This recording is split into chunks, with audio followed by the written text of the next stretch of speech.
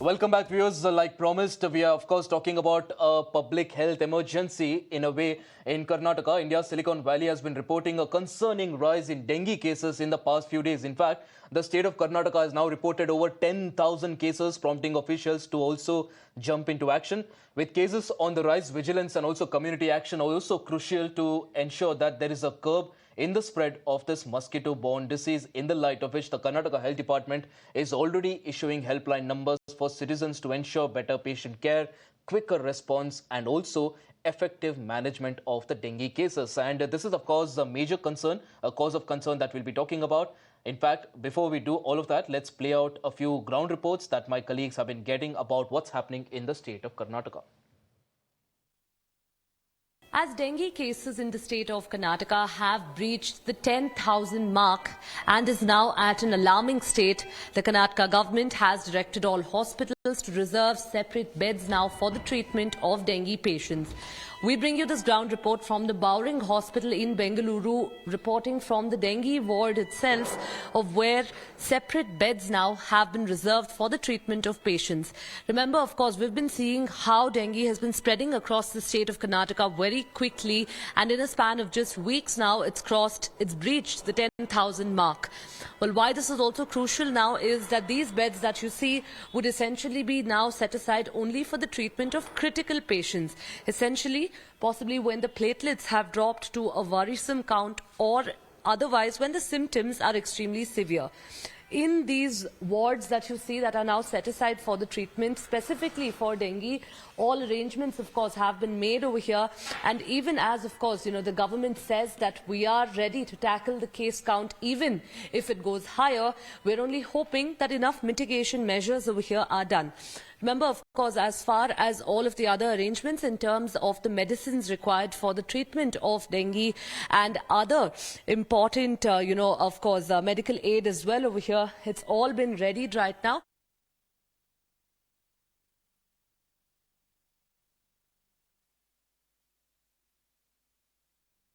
As of today, we have 20 confirmed cases of dengue in adults and one pediatric confirmed case.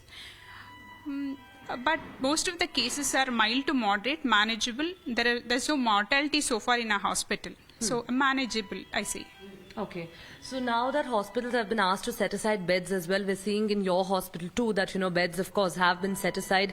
Are you seeing these beds filling up anytime soon because of, the grave condition right now, over 10,000 cases that have been reported across the state? First, I'll talk about the hospital. We have reserved 20 emergency beds here in the casualty building. We have 50 additional beds in the inpatient building. And I have not seen any such surge. Probably number of mild cases have increased. Okay. I'm not aware of the outside hospital. Our hospital statistics, it's been constant.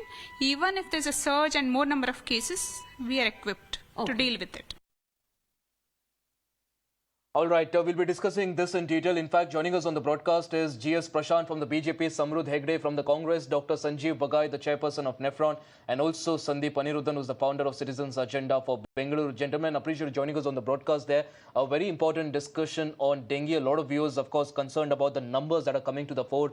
Over 10,000 cases from Karnataka alone, and multiple cases, in fact, in thousands being reported from the city of Bengaluru as well. GS Prashant, of course, will be coming to you. But before that, let me start with Samrudh Hegde there from the Congress. Samrudh, a lot of steps being taken by the government. Of course, a lot of allegations also coming against the government that while there are a lot of steps that are being taken right now, the government was caught napping and precautionary measures were not taken to ensure that before the season arrived, the monsoon season arrived, all of these factors were taken care of.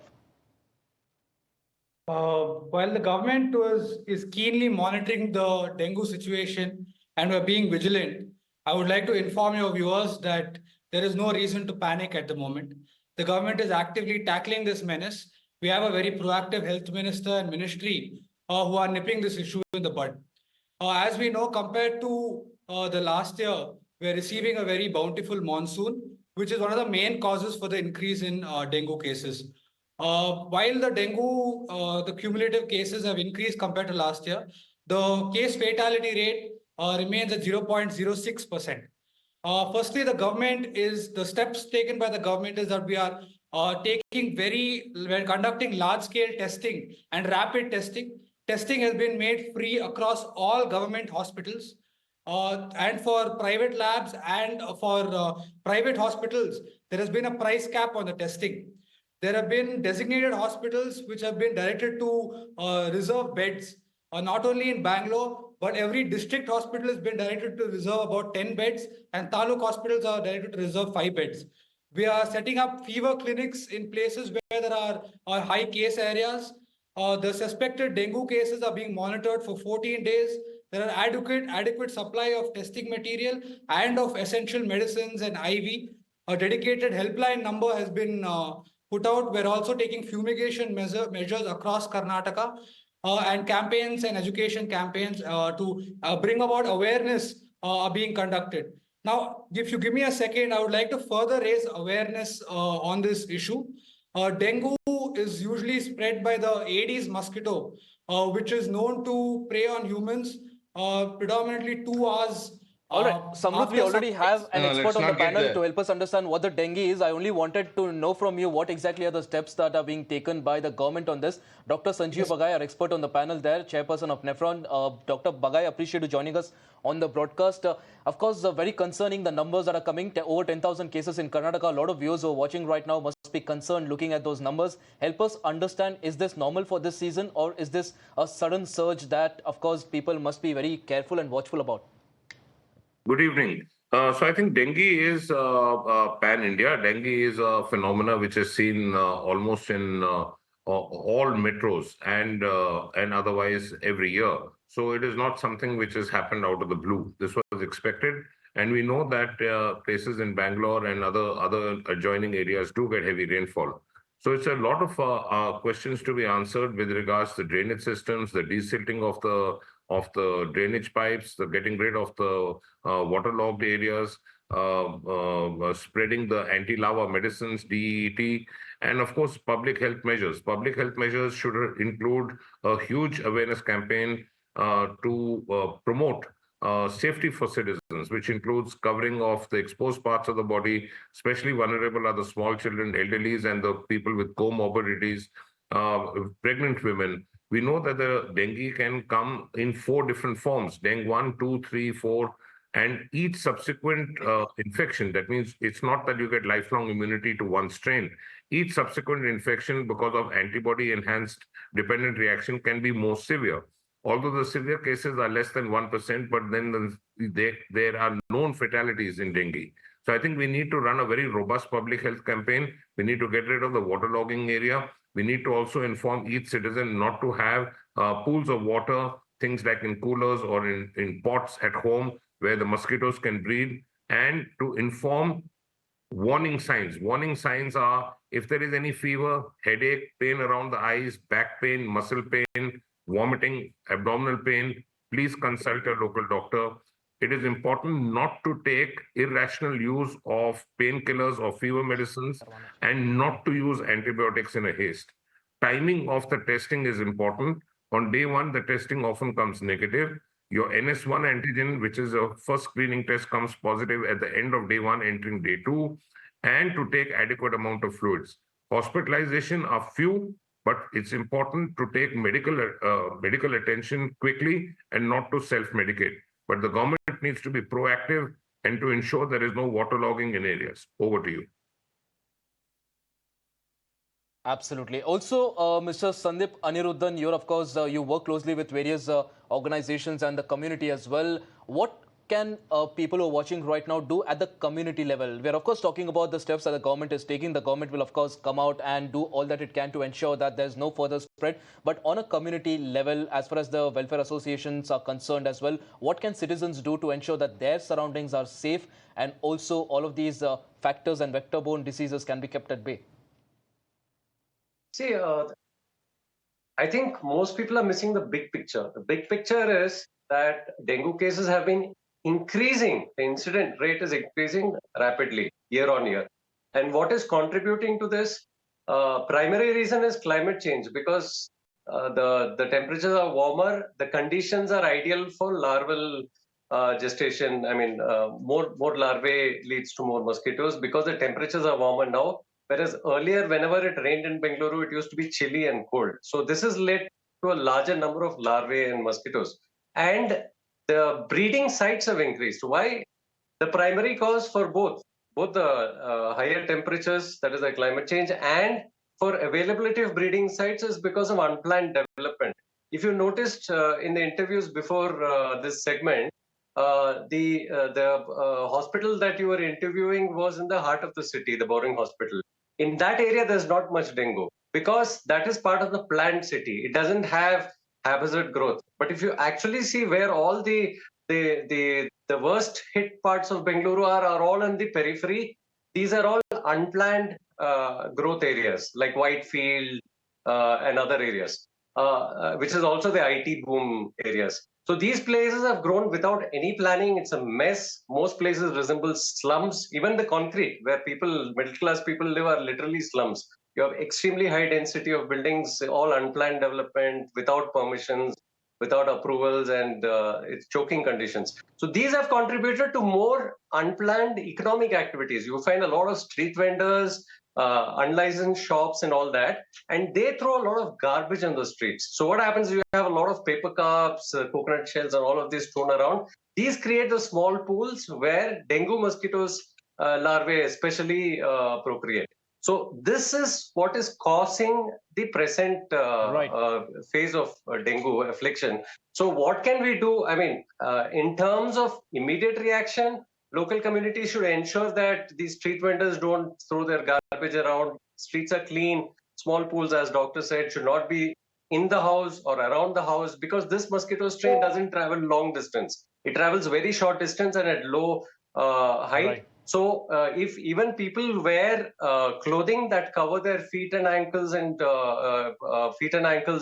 whatever, as well as during daytime. Basically, this mosquito is a day bite mosquito. It's not a night bite mosquito. Therefore, during the daytime, people have to take precautions, but people don't know that. So normally people don't protect themselves from mosquitoes in the daytime. These are the best precautions to take. But in a long-term view, see, these are getting worse. We have the worst heat wave. We've had the worst water crisis. Now we have the worst dengue. I think many more manifestations of climate change are going to come.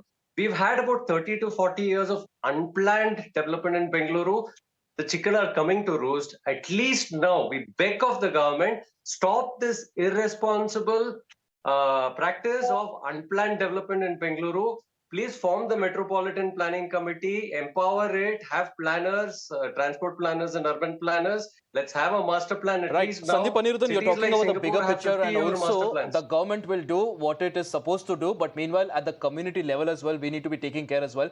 GS Prashant from the BJP has been very patiently listening. GS Prashant, now we just heard Samrudh from the Congress talk about the steps that the government has taken. We also heard the Karnataka health minister. Now, his defense for the number of cases going up was the fact that the testing has also increased. Now, do you buy this argument of the state government, or do you think the state government has been caught napping and they're taking all these steps instead of actually taking precautionary measures to ensure that all of these factors were kept at bay and the number of cases didn't go up initially? So firstly, the Congress government was probably caught with its pants down because they did not plan for this. They should have anticipated that during the onset of monsoon, this will be the season when these mosquitoes will get active. And look at the landfills, the issues that are being caused due to landfills. 3 days ago, also your channel also reported that many vehicles were stopped in that landfill area because the villagers did not want the landfill there, which means many vehicles continuously were on the road with containing this garbage and other waste materials there.